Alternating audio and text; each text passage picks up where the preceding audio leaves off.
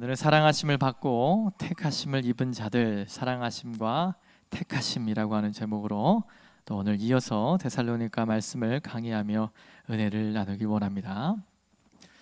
사도 바울은 이 데살로니가 교회를 생각할 때에 감사와 기쁨이 있었다고 고백을 합니다. 우리가 지지난 시간에 보았듯이 믿음의 역사가 있었고 사랑의 수고 그리고 소망의 인내라고 하는, 말하자면 믿는 성도에게 하나님이 기대하시는 아주 중요한 표시, 그 증거들이 그들의 삶에 드러났기 때문에 그 감사와 기쁨이 바울에게 있었던 것을 보았습니다. 그런데 오늘 이어서 우리가 또 살펴보건대 바울이 데살로니가 교회를 생각할 때에 기뻐하고 감사한 더 중요한 이유가 아마 4절에 나오는, 오늘 본문에 보이는 이 4절의 말씀이 아닐까, 이런 생각을 해보게 됩니다. 여러분 4절을 한번 보시면 하나님의 사랑하심을 받은 형제들아 너희를 택하심을 아노라, 이렇게 바울이 말합니다. 바울은 데살로니가 성도들을 생각할 때마다 참 이분들은, 이 사람들은 하나님의 사랑을 받고 있구나, 이렇게 생각했던 것 같아요. 그리고 이들은 하나님의 선택을, 하나님의 택함을 입은 사람들이구나 라는 사실을 깨달았던 것 같습니다. 그래서 이 사실 때문에 그 데살로니가 교회 성도들을 생각할 때마다 참 늘 감사하고 기뻤을 것 같습니다. 여러분 오늘 본문에서 4절을 또 보시면 특별히 이 택하심을 아노라라고 표현되고 있는데, 여기서 말하는 이 택하심, 다른 말로 선택이라고도 할 수 있고요, 원어로는 이 셀렉션이라고 해서 여러 가지 것 중에 하나를 선택하는 것을 말합니다. 택하심, 선택, 또는 우리에게 익숙한 여러분 예정이라고 하는 그 주제, 오늘 그것을 말하고 있습니다. 사실 이 예정이라고 하는 주제는 사실 굉장히 까다로운 사실 중에 하나이죠. 우리가 누군가를 충분히 납득시킬 만큼 이 예정에 관하여 잘 설명할 수 있는 주제는 사실 아닙니다. 그러나 구약과 신약 성경 이 전체를 관통하는 핵심 주제 중에 여러분 이 선택이라고 하는 주제는 그 중에 가장 큰 것이라고 우리가 볼 수 있습니다. 선택은 성경 어디에서나 가르치고 있는 매우 중요한 주제라고 볼 수가 있습니다. 사실 여러분이 아시다시피 우리가 개혁주의, 또 특별히 칼빈주의라고 말하는 칼빈의 기독교강의 21장입니까? 거기에 보면 이 예정론에 대한 이야기를 하고 있습니다. 특별히 이제 다른 교단에서 신앙생활을 하신 분들은, 혹 장로교회, 특별히 저희 교단과 같은 이런 교회들의 성도들을 바라볼 때 이 칼빈의 예정론에 대한 이야기를 많이 할 때가 많이 있어요. 사실 우리가 우리 교단 안에 많은 신앙생활을 했지만 이 예정에 관한 이야기를 우리가 다른 교단에 있는 성도들과 이야기할 때 정말 납득시킬 만큼 충분히 우리가 이야기할 수 있는가 생각을 해본다면 쉽지 않은 것을 우리가 알 수 있습니다. 특별히 제가 이제 신학교 다닐 때 한 교수님도 이런 말씀을 하셨어요. 이 예정론에 대한 부분은 이 새신자나 초신자들 가운데서는 아직 그런 내용을 전하는 것이 조금 나중에 전하는 것이 더 유익하겠다까지 말씀을 하신 부분이기도 합니다. 여러분 그런데 우리가 난해하고 이해하기 어렵다고 해서 이 내용을 우리가 넘어갈 수 없는, 너무 중요하고도 특별히 구약과 신약 성경을 관통하는 하나님의 사랑에 관한 가장 중요한 주제이기 때문에 우리가 오늘 좀 나누기를 원합니다. 여러분 오늘 4절 본문을 보시면 앞에 하나님의 사랑하심을 받은 형제들아 라고 하는 부분이 있죠. 여러분 우리가 이 사랑이라고 하는 표현을 한번 생각해 보십시오. 하나님의 사랑하심을 받은 형제들아. 우리가 우리 예배 안에서 우리가 예수 사랑하심은이라고 하는 찬양도 불렀다시피, 제가 군에 있을 때 가장 유행했던 노래 중에 하나가 당신은 사랑받기 위해 태어난 사람이라고 하는 곡입니다. 뭐 절에 가는 친구나 예수를 믿지 않은 친구도 그 노래를 참 좋아했어요. 왜냐하면 당신은 뭔가 사랑을, 하나님의 신이라고 봐도 되겠지 않습니까? 하나님의 그 신의 사랑을 받는 사람이니 모두가 거절하지 않는 아주 좋은 멜로디고 또 곡조였습니다. 여러분, 우리가 흔히들 이 사랑을 받는다, 또 사랑이라고 하는 표현에 보통 이런 것을 떠올리지요. 사랑스러움, 또 사랑받을 만한 이런 것들을 떠올립니다. 우리는 하나님이 당신을 사랑하십니다, 당신은 사랑받기 위해 태어난 사람입니다 라고 하는 말을 듣거나 하면 우리는 대번에 이런 생각을 하죠. 내가 좀 사랑받을 만한가 보다. 인생에게 그런 말을 드렸다면 내가 좀 이분에게 사랑받을 만한가 보다, 이런 생각을 하기 쉽습니다. 그런데 성경의 진리와 말씀의 진리를 따라 보면 전혀 그렇지 않다고 하는 것을 우리가 발견하게 되죠. 여러분, 로마서 5장을 보면 아주 분명히 말하고 있는 사실이 있는데, 하나님이 우리를 사랑하신다고 말해요. 모두가 받아들일 수 있는 말이지만 바울은 뭐라고 말하냐면, 하나님이 우리를 사랑하실 때 우리는 연약한 자였다. 하나님이 우리를 사랑하실 때 우리는 아주 연약한 상태였고 죄인이었고 하나님과 원수 되었을 때에 뭐를 하셨다는 거예요? 하나님이 우리를 사랑하셨다라고 말하고 있습니다. 여러분, 성경 어디에도 하나님이 우리의 어떠함에 근거해서 우리를 사랑하지 않을 수 없어서 사랑했다고 결코 말하지 않는다고 하는 사실을 여러분 아셔야 합니다. 하나님은 사랑이시기 때문에 자격 없는 저와 여러분을 사랑하셨다고, 그분의 의지와 그분의 것으로 사랑하셨다고 성경이 가르침을 여러분 볼 수가 있어요. 그래서 여러분, 적어도 저와 여러분이 성경 안에서 사랑이라고 하는 단어를 대할 때 성경이 말하고자 하는 이 메시지에 귀를 기울이는 것이 굉장히 중요한 것처럼, 또한 선택이라고 하는 주제, 사랑의 구체적인 모습으로 이 선택이라고 하는 주제를 이해할 때도 왜 성경이 이런 선택이라고 하는 이 설명하기 어렵고 까다로운 주제를 이렇게 곳곳에서 선택이라고 하는 말을 하는지, 이 목적이 무엇인지를 생각하며 봐야 된다라고 하는 사실이죠. 여러분, 로마서 9장 11절을 제가 읽어드리겠습니다. 앞에 화면도 나올 줄 아는데요, 제가 읽어드릴게요. 그 자식들이 아직 나지도 아니하고 무슨 선이나 악을 행하지 아니한 때에 택하심을 따라 되는 하나님의 뜻이 행위로 말미암지 않고 오직 부르시는 이로 말미암아 서게 하려 하사. 아멘. 좀 어려우실 수 있는데 바울은 우리 앞에 절을 보시면요, 자식들이, 어떤 아이들이 아직 태어나기도 전에, 태어나지 않았으니 무슨 착한 일이나 나쁜 일을 하지 않았을 거지 않습니까? 선이나 악을 행하지 아니한 때에 택하심을 따라 무엇인가 이루어진다. 하나님의 뜻이 행위로 말미암지 않고 오직 부르시는 이로 말미암는다. 택하심을 따라 된다, 부르시는 이로 말미암는다. 원어로 같은 내용을 말해요. 그러니까 하나님의 사람들은 누구로부터 기인한다고 하는 것이죠? 하나님의 어떤 것? 선택, 택함, 어떤 말을 해도 좋습니다. 하나님의 선택으로부터 이루어진다라고 하는 사실을 말하고 있죠. 여러분, 창세기에 등장하는 야곱과 에서를 여러분 아시죠? 쌍둥이였습니다. 누가 형이라고 말하기 좀 어색할 정도로 쌍둥이 형제였죠. 여러분 아시다시피 하나님의 선택이 그 두 아들 중에 있었죠. 둘째인 야곱을 하나님이 선택하셨습니다. 여러분, 언제 선택하셨죠? 그들이 뱃속에 있을 때, 그들이 무슨 선이나 악을 행하지 아니한 때, 즉 그들의 행위에 근거하지 않은 하나님의 선택에 기인한다라고 하는 사실을 보여줍니다. 여러분, 성경이 선택을 이야기할 때 누군가 선택했다, 여러분 그것만 보지 마시고 무엇을 강조하는지 한 번 더 살펴보십시오. 에베소서 1장 4절을 보면 곧 창세전에 그리스도 안에서 우리를 택하사 우리로 사랑 안에서 그 앞에 거룩하고 흠이 없게 하시려고. 여기는 노골적으로 이 말을 하고 있어요. 창세전에 주 안에서, 예수 그리스도 안에서 우리를 택하사. 여러분, 하나님은요, 성경을 통해서 볼 때 우리를 선택하셨는데 언제 선택하셨다는 거죠? 창세전이라고 말하죠.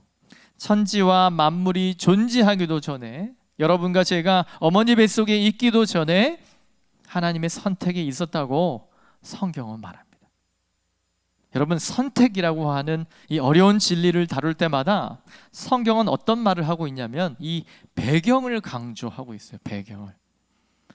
우리가 삶의 어느 순간 예수를 믿게 되었을지라도 그 시작점이 어디라는 겁니까? 바로 창세 전부터 시작되었다는 것입니다. 창세 전부터, 즉 굉장히 오랜 세월 동안 하나님이 저와 여러분을 마음에 품으시고 사랑해 오신 결과, 여러분과 제가 어느 순간 예수님을 믿게 되었다라고 하는 말이 성경이 말하고 있는 바입니다. 여러분, 이 땅에서 예수님을 믿은 믿음의 연륜이 여러분이 얼마나 되는지 저는 잘 알지 못합니다. 여러분이 신앙생활 하신 지 1년이 되셨든 10년 혹은 20년 혹 평생 하셨든, 실제로 하나님이 저와 여러분을 마음에 품기 시작한 것은 창세 전부터라고 하는 사실을 믿으시기 바랍니다. 아주 오래전부터 여러분과 저를 마음에 품고 사랑하시고 기다려 오셨기 때문에 그 구원이, 그 하나님의 선택으로부터 우리 예수 그리스도를 영접하는 그 구원이 어떻게 되는 것입니까? 견고한 줄 우리는 믿습니다. 무엇보다 영광스럽다는 사실을 어떤 것을 통해서 우리가 확증할 수 있냐면 이 선택이라고 하는 조금 어려운 이 주제, 이 성경의 진리를 통해서 우리는 알 수 있는 사실입니다. 지금 우리가 예수를 믿은 지 1년밖에 안 되었을지라도 하나님은 그 사람을 수천 년 동안 가슴에 품고 기다려 오시는 것입니다. 저와 여러분에게 주어진 구원은 여러분이 그런 상황이 되어서 우연하게 여러분이 받아들이고 진리를 받아들여서 주어진 것이 아님을 아셔야 합니다. 시작은 여러분이 그렇게 하셨을지 모르지만 말씀을 들여다보고 이 진리를 들여다보니 이 구원이, 내가 믿는 이 영원한 이 구원이 언제부터 시작된 거예요? 영원 전부터 이루어졌다는 사실입니다. 여러분, 저희 많은 친구들이 질문했습니다. 특히 이 예정론을 믿지 않은 지체들은 천국과 지옥을 갈 사람이 정해져 있다면 하나님이 그 하나님이 사랑이 있는 하나님이냐? 천국 갈 사람, 지옥 갈 사람이 있는 사람이 정해져 있다면 그것이 정말 사랑의 하나님이겠느냐? 여러분, 성경은 그러한 논조로 말하고 있지 않습니다. 에베소서를 보시면 저와 여러분의 믿은 예수 그리스도의 사랑이 언제부터인가, 이 배경을 강조하는데 그 배경이 언제부터라는 거죠? 창세 전부터라는 겁니다. 오전에는 우리 자매님들만 계셨지만 또 우리 저녁에는 우리 형제님들 계시니까 여러분 생각해 보십시오. 저와 여러분이 한 지체를 향한 사랑의 마음을 표현한다고 합시다. 여러분이 사랑하는 가장 그 사람에게 서프라이즈를 한다고, 사랑을 고백하기 위해서 여러 가지를 준비했다고 합시다. 하루를 정도 준비했다고 합시다. 혹 1년을 준비했다고 합시다. 그 대상이 깜짝 내 마음을 표현하는 것에 감동을 막 먹는 거예요. 이 친구가 그러면 이렇게 이야기하죠. 나중에는 사실 이거 1년 동안이나 준비한 거예요. 그러면 여러분 어떨까요? 경험이 여러분 없으셔서 잘 모르겠지만 우리는 참 큰 감동이 있겠죠. 정말 이 사람이 나에게 대한 표현한 사랑이 진실이구나. 여러분, 그런데요, 저와 여러분이 누리는 이 예수 그리스도의 사랑이 성경은 뭐라고 증언한다고요? 그 사랑이 창세 전에, 여러분 딛고 우리가 먹는 이 공기와 이 땅이 있기도 전에 우리 하나님이 여러분을 선택하시고 사랑하시기로 선택하셨다는 사실을 성경은 고스란히 우리에게 이 베일이 벗겨짐이 우리에게 보여준다고 하는 사실입니다. 여러분, 이것은 신학이라기보다 이것은 하나님의 사랑의 진실을 말해주고 있는 것입니다. 그 선택을 입은 저와 여러분은 이 선택의 교리를 묵상하면 묵상할수록, 이 에베소서와 이 귀한 말씀들을 묵상할수록 우리의 구원이 여러분의 잠시 잠깐의 감정의 좌우로 움직여지는 것이 아닌 누구에게 기인하는 것이죠? 영원한 하나님의 선택에 기인했다고 하는 사실을 믿으시기를 바랍니다. 그래서 여러분, 우리가 흔들리지 않을 수 있음을 믿습니다. 우리가 선이나 악을 행하기도 전에 하나님이 저와 여러분을 택하셨기 때문에 여러분, 우리에게는 어떤 것이 없는 것이죠? 자랑할 것이 사실 없는 겁니다. 우리 자신을 높일 만한 아무 근거가 우리에게는 없는 것입니다. 이 귀한 진리는 하나님이 베푸신 은혜의 깊이를, 또 그 은혜에 대한 놀라움을 저와 여러분에게 보여주고, 또한 그 은혜와 복이 아무런 자격 없는 나에게 벌어졌다고 하는 이 놀라운 사실에 우리 스스로 겸손하게 하는 일을 만들어내죠. 여러분, 선택은 그런 것입니다. 선택을 통해 우리처럼 자격 없는 자에게 베푸시는 사랑과 이 은혜이기 때문에 우리는 어떤 것이든 우리 자신을 높이거나 자랑할 거리가 아무것도 없음을 스스로 알게 되는 것입니다. 사랑하는 성도 여러분, 혹시 여러분 중에 또 이런 분 생각을 하는 지체들이 있을 수 있어요. 그렇다면 내가 하나님의 그 영원한 선택을 받았다면 어떻게 살든 문제없지 않습니까? 이렇게 말하는 이들이 사실 과거에 있었어요. 극단적인 칼빈주의자라고 하는 사람들도 있었고요. 그래요, 나를 하나님이 천국 보내기로 작정하셨다면 뭐 제가 편한 대로 살면 되지 않습니까? 라고 말하는 부류. 여러분 어떻게 생각하십니까? 여러분, 그런데요, 선택은 그런 것이 아닙니다. 그것은 육체를 따라 세상의 방식, 세상이 말하는 방식으로 성경과는 절대 전혀 관계없이 선택만을 생각할 때 얻어내는 잘못된 오류입니다. 여러분, 성경은 그렇게 절대로 가르치지 않아요. 선택은 운명론이나 기계적인 진리가 아니라 베드로후서 1장 10절에 이 선택 교리를 베드로는 이렇게 얘기해요. 그러므로 형제들아, 더욱 힘써 너희의 부르심과 택하심을 굳게 하라. 너희가 이것을 행한즉 언제든지 실족하지 아니하리라. 아멘. 베드로가 무엇을 강조하냐면 너희의 부르심과 택하심, 이 두 가지는 같은 것입니다. 하나님이 저와 여러분을 택하신 이것을 뭐 하라는 거예요? 굳게 붙잡으라라고 하는 거예요. 그걸 붙잡은다면, 너희가 그렇게 한다면 언제든지 실족하지 아니할 것이다. 여러분, 우리가 그 사실을 붙잡는다면 어떠한 어려움과 어떠한 상황 가운데서도 승리할 수 있다라고 말하는 것이죠. 여러분, 실족하지 않는 것은 택함 때문이 아니라 택함을 굳게 하는 삶 때문임을 말하고 있는 거죠. 하나님이 우리를 선택하셨다는 것은 아무렇게나 살아도 된다는 의미가 아닙니다. 선택받았다는 이 진리, 오래 기다리시며 우리를 사랑하셨다고 하는 그 진리를 알면 알수록 우리는 어떻게 됩니까? 거룩한 삶으로 나아가려고 하는 우리 안에 이 은혜가 있는 거예요. 은혜를 좇아서 따라갈 힘이 우리 안에 있는 것입니다. 그 인생이 신앙 생활을 하게 되는 줄 우리는 믿습니다. 그렇다면 그렇게 택함을 받은 것이 그래요, 은혜이고 감사이고 하나님의 영원한 진리입니다. 그렇다면 그 택함 받음을 알 수가 있습니까? 여러분, 오늘 본문 4절 하반부에 보면 하나님의 사랑하심을 받은 형제들아 너희를 택하심을 아노라 라고 하는 말을 합니다. 이 글을 쓰고 있는 바울의 눈에 데살로니가 성도들의 신앙생활을 보니 뭐를 알겠다는 거예요? 당신들이 하나님의 그 영원한 택함을 받은 것을 좀 알겠습니다라고 말하고 있음을 보게 됩니다. 여러분, 정말 중요한 핵심은 이 아노라라고 하는 말입니다. 하나님의 선택은 하나님이 하시는 일이죠. 하나님 주권에 속한 그 영역인데 바울은 하나님의 그 신비하신 역사를 조금 알겠습니다라고 하는 고백을 한다는 겁니다. 다시 말하면 우리가 누군가를 볼 때 하나님이 이분을 선택하셨는지를 어느 정도 알 수 있는 것처럼 말하고 있어요.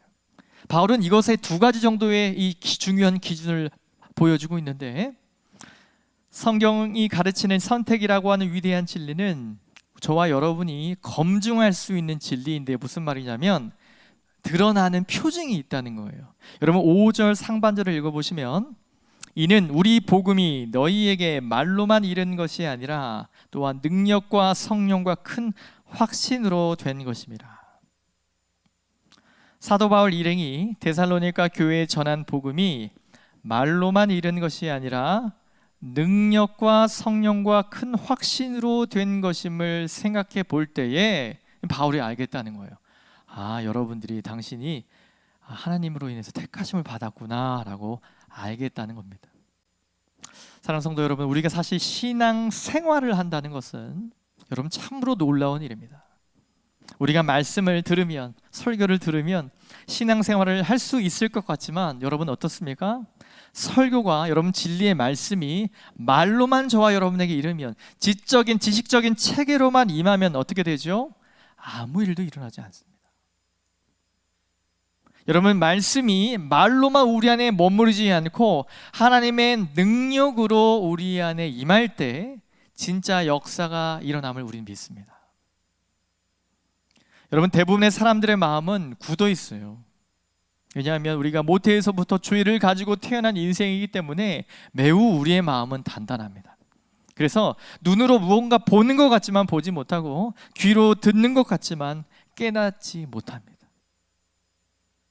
여러분 수많은 바리새인이 예수님을 대적할 때 예수님을 찾아와 배우고 싶어하는 한 지도자가 있었어요. 니고데모라고 하는 분이었죠. 낮에 찾아오기 그러니까 좀 밤에 찾아왔죠. 영생이 어디 있습니까? 어떻게 하면 내가 영생을 얻을 수 있습니까? 예수님 뭐라고 말씀하시죠? 요한복음 3장 3절을 보니까 사람이 거듭나지 아니하면 하나님의 나라를 볼 수 없다. 그렇다면 거듭나지 아니하면 하나님 나라를 볼 수 없다. 다른 말로 거듭나야만 그 나라를 그분을 볼 수 있다라고 말하는 것이죠. 여러분 한 번도 우리가 태어나기 전에는 아무리 들어도 우리가 깨닫지 못한다는 겁니다.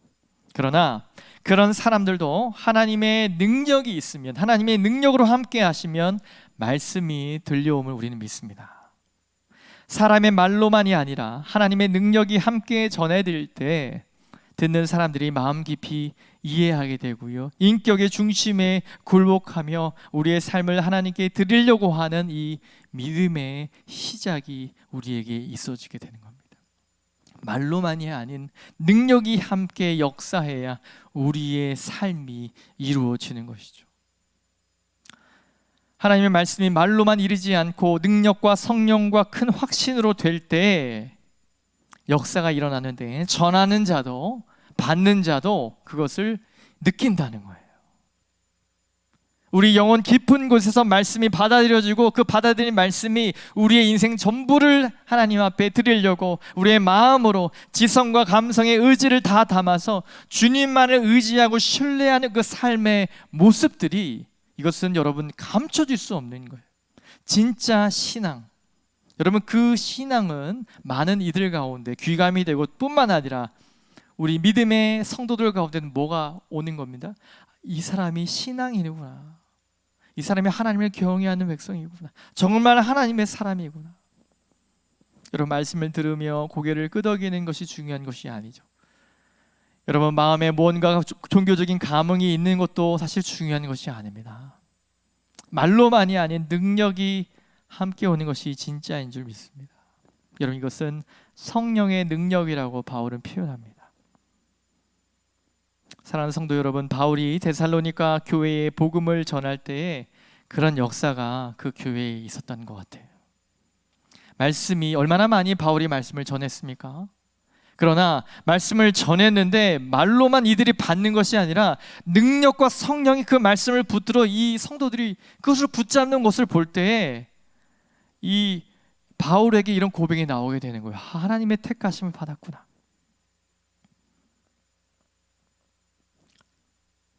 사랑하는 성도 여러분, 또한 이 말씀은 확신으로 전달되어지는 것이죠. 말씀이 선포되는 것을 보면서 전하는 자의 심령도 이렇게 확신으로 사로잡히게 되는 거예요.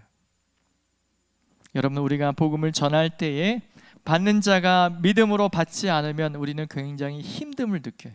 그러나 아주 작은 말이라도 진리로 말씀으로 받고 나아가는 인생들을 바라보며 우리 안에 이 신비한 체험들이 있는 것을 경험해요. 하나님의 말씀으로 받고 그 말씀의 확신으로 나아가는 모습을 보면 전하는 자는 어떻습니까? 그 확신이 본인에게 전가되는 걸 느껴요. 바울의 고백은 그런 고백이었습니다. 여러분 안에 하나님의 택하심이 있습니다. 그것을 내가 알겠습니다. 하나님의 택함을 받을 수 있는, 알 수 있는 두 번째 기준이 뭐냐면 말씀을 받는 자의 반응이었어요. 우리 6절을 보니까 또 너희는 많은 환난 가운데서 성령의 기쁨으로 말씀을 받아 우리와 주를 본받은 자가 되었으니. 택함 받음을 알 수 있는 첫 번째 기준이 말씀을 전하는 자에게 있었다면 두 번째 기준은 바로 이어지는 것인데 말씀을 듣는 자의 반응이 있어요. 말씀을 듣는 자의 반응을 보니 틀림없이 하나님의 백성이구나 라고 하는 것을 알 수 있었다는 것이죠. 여러분, 예수님이 하신 4가지 밭의 비유 기억하십니까? 다 같이 하나님의 말씀을 들어도 아무것도 듣지 않는 것과 같은 사람이 있어요. 마귀가 금방 말씀을 물어가 버리는 것이죠. 또 어떤 사람들은 말씀을 듣고 반응하는 것 같지만 실제로 열매를 맺지 못합니다. 그렇다면 말씀을 듣고 열매를 맺는 무리의 중요한 특징은 무엇이죠? 말씀을 말씀으로 받고 인내로 그 열매를 결실하는 자. 여러분, 우리 한국교회 성도들의 또 우리 현대 크리스찬들의 큰 약점 중에 하나는 신앙생활이 저절로 되기를 원한다라는 겁니다. 여러분, 그러나 우리 믿음의 선배님을 잘 아시다시피 신앙생활은 절대 그렇게 되지 않습니다. 하나님은 우리의 인격을 원하시지요. 우리의 인격이 말씀을 받아들이는 것을 하나님 원하십니다. 인격적인 반응 없이 저절로 우리의 신앙이 자라는 일은 절대로 일어나지 않습니다. 그렇다면 데살로니가 성도들은 말씀을 어떻게 받나요? 6절을 다시 한번 보시면 많은 환난 가운데서 성령의 기쁨으로 말씀을 받았다. 어려움이 많은데도 말씀을 받았다는 겁니다. 여러분, 잘 생각해 보십시오. 말씀을 받으면 얼마나 큰 어려움이 따르는지 알면서도 말씀을 받았다는 거예요.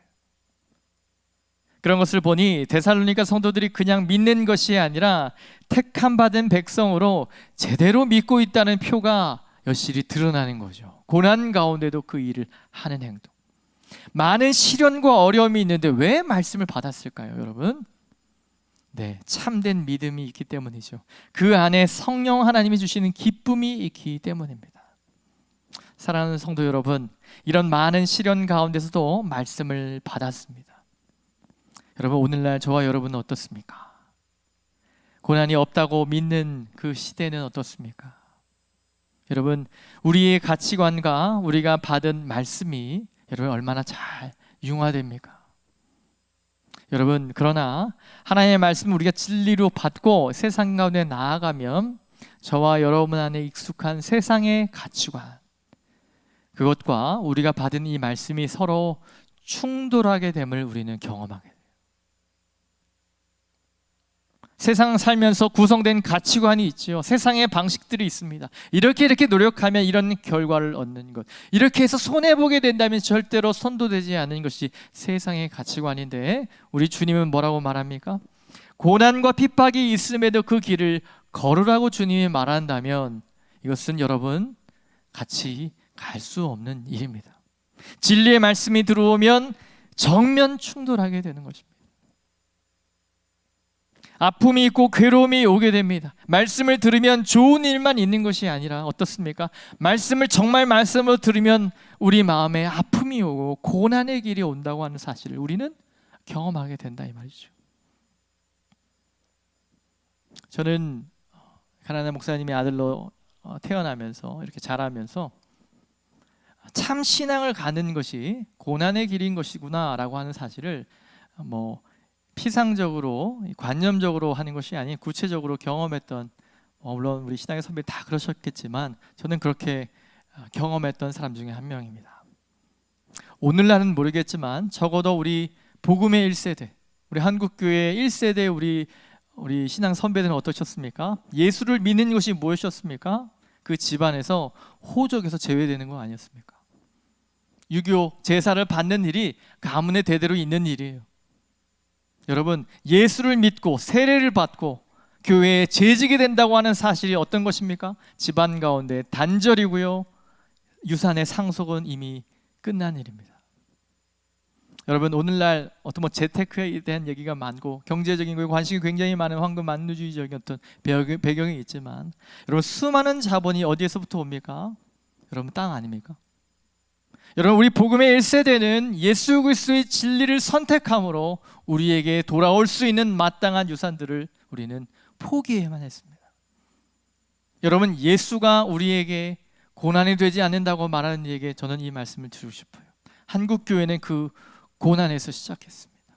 그럼에도 불구하고 하나님만을 의지하며 얼마나 뜨겁게 우리의 신앙의 선배들이 신앙을 이어갔습니까?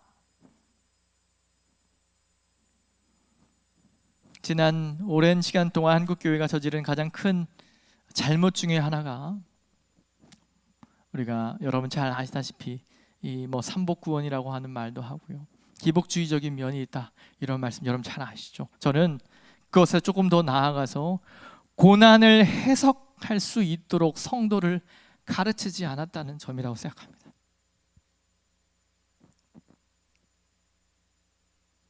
예수를 믿는 길에 고난이 있고 실패가 있고 버림받음이 있고 핍박이 있고 환난이 있는데, 환난과 핍박을 잘못된 것처럼 여기도록 성도를 길러낸 것, 이것이 저는 큰 잘못이라고 생각합니다. 여러분, 우리의 신앙의 첫 세대는 그렇지 않았죠. 늘 핍박과 어려움과 이 환난이 있었습니다. 그럼에도 예수만 붙잡고 의지하며 사셨던 그 믿음의 어른들의 이야기를 들으면 다음 세대로 너무 부족하고 죄송스럽고, 내가 예수를 이용하며 복을 구하는 그렇게 이 밴딩 머신으로 하나님을 여기지 않는가. 그래서 많은 성도의 신앙이 여러분 굉장히 얕지 않나, 이런 생각을 해봅니다. 신앙의 깊이가 얼마나 얕은지 매우 피상적입니다. 이 세상에 살아가는 세상살이의 모습으로 자신의 모든 것을 평가하려 하죠. 오늘 여지까지 이 정도밖에 못했으니 나는 이 정도밖에 못한 사람이라고 쉽게 속단하는 거죠. 세상의 가치로 그렇게 우리 인생을 바라보는 겁니다. 여러분, 이 정도로 우리가 평가하려고 하지 않습니까? 인생의 시련이 오면 하나님이 자신을 사랑하지 않는 것처럼 우리는 쉽게 생각을 합니다. 그러나 여러분, 그렇지 않습니다. 오늘 본문을 다시 한번 보십시오. 많은 환난이 있다고 합니다. 그 많은 환난 가운데서 하나님의 말씀을 받은 것을 어떻게 표현합니까? 우리 6절 하반절을 한번 보십시오. 눈으로.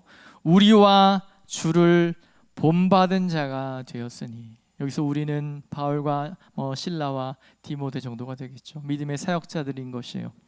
그 주 앞에 모든 것을 헌신한 사역자와, 그리고 예수 그리스도를 뭐 하는 것 같다고요? 본받은 자가 되었대요. 어떤 행동이 말이죠? 고난과 환난 중에도 말씀을 받은 이 성도들이 주님을 본받은 자라고 바울은 말합니다. 많은 환난 가운데서 하나님의 말씀을 받는 것은 우리와 주를 본받은 자가 되는 것이라고 말합니다. 여러분, 정말 그렇지 않습니까? 예나 지금이나 세상의 가치는 존경과 사랑, 인정과 높임을 받는 것을 성공으로 여깁니다. 그러나 하나님의 아들 우리 주 예수 그리스도는 어떠십니까? 존경을 받으셨습니까? 높임을 받으셨습니까? 인정받으려고 이 땅에 오신 것이 아니었죠. 하늘 영광 다 버리고 오신 분, 주님이 이런 말을 하시죠. 복음서에 굉장히 많이 강조돼요. 마가복음 10장에도 나오는 요절이기도 하죠. 인자가 온 것은 섬김을 받으려 함이 아니라 도리어 섬기려 하고 자기 목숨을 많은 사람의 대속물로 주려 함이니라. 주님은 우리 대신 십자가에 죽기 위해 이 땅에 오셨죠. 십자가보다 기독교를 더 잘 상징하는 것은 없습니다. 물론 십자가에서 끝나는 것이 아니죠. 십자가를 지나면 부활의 영광이 있음을 우리는 믿습니다. 본문도 많은 환난 가운데서 어떻게 된다는 거예요? 성령의 기쁨으로 말씀을 받아. 이 기쁨을 좀 저는 항상 색칠을 합니다. 몇 절을 원어를 보니까 정말 그 우리 안에서 넘쳐나는 그 아이와 같은 그 즐거움이 있지 않습니까? 정말 원하는 그 샘솟는 기쁨, 성령의 기쁨으로 말씀을 받았다. 여러분, 환난만 있는 것이 아님을 우리는 압니다. 성령이 주시는 기쁨도 있음을 믿으시기 바랍니다. 고난을 견뎌내야 그분이 주시는 기쁨을 경험하게 되는 것입니다. 주 안에서 사랑하는 여러분 고난이 없으면 예수 그리스도에게 부활의 영광은 아마 없으셨을 겁니다. 많은 시련을 통과하지 않고는 성령이 주시는 기쁨을 여러분 아무리 설교에서나 아무리 여러분 신앙생활에 곤조가 있는 분에게 상담을 하고 같이 나눠도 이렇게 고난 가운데 하나님께 엎드리고 의지했더니 주님이 이런 기쁨을 주셔서 이 말을 도무지 이해하지 못하게 됨을 여러분 아셔야 돼요. 오늘날 조국 교회는 자기 자식이 잘 돼서 기쁘고 돈이 많이 생겨서 기쁘고 전부 그런 것들 뿐이시죠. 여러분, 우리가 나누는 기쁨이 어떤 기쁨입니까? 여러분, 하지만 성경은 뭐를 말합니까? 성령이 주시는 기쁨을 말해요. 기쁨의 원천이 다릅니다. 이것은 영원한 기쁨이라고 바울은 말해요. 성령 하나님이 주시는 기쁨. 여러분, 고난이 있고 아픔이 있고 핍박이 있고 실패가 있지요. 눈물이 있어요. 여러분, 그거 이겨낼 방법이 무엇입니까? 여러분, 저와 여러분의 삶이 정말 그런 고난과 어려움의 삶이라면, 그것 때문에 우리가 기도하고 이 밤에 나오셨다면, 여러분, 우리가 그것을 이길 힘, 어떤 기쁨으로 이것을 이길 수 있겠습니까? 바로 성령 하나님이 주시는 기쁨임을 여러분 믿으시기 바랍니다.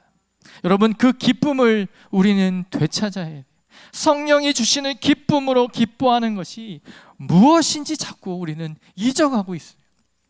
여러분, 믿음의 선배님들 이런 얘기를 굉장히 많이 해주셔야 돼요. 고난 가운데 주님 주셨던 이 기쁨이 어떤 것인지. 온갖 핍박으로 여러분 우리가 무엇으로 이겨냅니까? 성령이 주시는 기쁨으로 감당해야 되는 줄 믿습니다. 고난 때문에 뒷걸음치지 말고 고난을 감당하면서 고난과 비할 바 없는 성령의 기쁨으로 말미암아 하나님의 말씀을 믿음으로 받아내야 되는 줄 믿습니다. 여러분, 이것이 신앙입니다.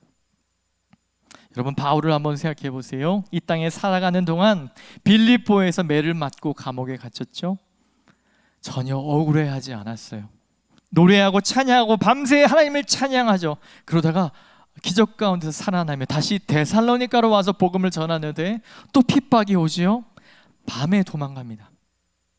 그러다가 데살로니가, 그 사랑하는 데살로니가 성도들 그대로 두고 떠나야 되죠. 그 어린 성도들을 돌아볼 틈도 없이 베레아를 갔다가 아테네로 가게 되죠. 게다가 바울만 고난을 받은 것이 아니라 바울을 도운 모든 손님들과 그 집 사람들도 모두 다 핍박을 받게 돼요. 수많은 관리가 이들을 불편해하고 핍박을 했어요. 여러분, 복음을 믿는 자들에게는 많은 고난이 일어나게 됨을 여러분 아셔야 돼요. 그런데 그 고난이 문제되지 않는 이유가 있는데, 이것은 바로 고난을 이길 성령의 기쁨이 있다는 것이죠. 성령의 기쁨으로 말씀을 받는 그 일이 있기 때문입니다. 주와 사도들을 본받는 삶은 여러분 고난이 있는 삶입니다. 고난이 있지만 고난을 잊을 만큼 성령이 주시는 그 기쁨이 더 큰 삶인 줄 믿습니다. 여러분, 이 기쁨을 누리면서 했던 사도행전 5장 41절에 베드로와 사도들이요, 그 핍박과 고난 가운데 이런 표현을 합니다. 그 이름을 위하여 능력받는 일에 합당한 자로 여김을 기뻐하였다. 여러분, 이 기쁨이 뭘까요? 밑줄을 친다면 어디로 가겠습니까? 여러분, 제정신이 아닌 것이죠. 우리 안에 핍박과 어려움이 오는데, 언제 죽을 줄 모르는데 기쁨이 있다니요. 여러분, 그 안에 내주하시는 성령 하나님의 역사임을 우리는 믿습니다. 그분이 그 기쁨을 주십니다. 여러분, 우리가 예수의 이름을 위하여 고난받는 것을 즐거워하고 기뻐하는 이들처럼 산다면 이렇게 불리우게 될 거예요. 다른 사람들이, 남들이 저와 여러분을 보면 하나님이 택하신 사람들이구나, 표가 난다는 것입니다. 바울이 데살로니가 성도에게 너희를 택하심을 아노라 라고 말한 이유는 그들 가운데 이러한 표징이 있었기 때문이에요. 그런 것처럼 우리의 삶에도 그런 표지가 생기게 된다고 하는 것이죠. 말씀을 정리하겠습니다. 사랑하는 성도 여러분, 예수께서는 우리가 고난을 두려워하지 말라고 말씀하셨습니다. 여러분, 저와 여러분이 택함 받은 하나님의 백성이라면 여러분 고난을 두려워하지 마시기 바랍니다. 요한복음 16장 33절을 제가 읽어드리겠습니다. 우리 주님의 음성이에요. 이것을 너희에게 이르는 것은 너희로 내 안에서 평안을 누리게 하려 함이라. 세상에서는 너희가 환난을 당하나 담대하라. 내가 세상을 이겨노라. 예수께서는 우리에게 환난을 면하게 해주시겠다고 말씀하신 적이 사실 없어요. 오히려 이렇게 말하죠. 세상에서는 너희가 고난을 당하지만 담대해야 된다. 왜냐하면 내가 다 이겨놓은 싸움이다. 다시 말하면 의역하면 무엇입니까? 저와 여러분과 내주하시는 성령 하나님이 주시는 때를 따라 돕는 은혜. 다시 말하면 그 은혜가 이끄는 삶, 어떤 이 축복의 퍼즐이 무엇이겠습니까? 때 따라 주시는 하나님의 이 이해할 수 없는, 어떤 것을 설명할 수 없는 그 기쁨.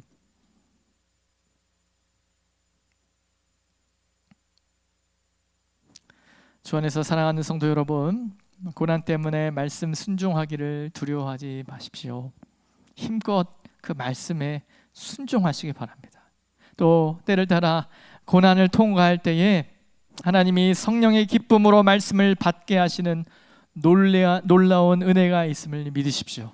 십자가를 거쳐 부활의 영광에 우리 주님이 이른 것처럼 바울의 표현대로 고난 가운데 말씀을 받은 모습이 주님을 본받은 모습이 된다면 우리는 어디까지 가야 되는 겁니까?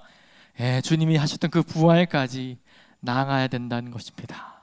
고난을 통과하는 하나님의 사람에게 성령의 기쁨이 충만해서 고난을 넉넉히 이기는 참된 삶의 모습이 저와 여러분의 삶 안에 언제나 풍성하게 넘치기를 주님의 이름으로 축원합니다. 이 시간 좀 말씀을 기억하며 함께 기도하기를 원합니다.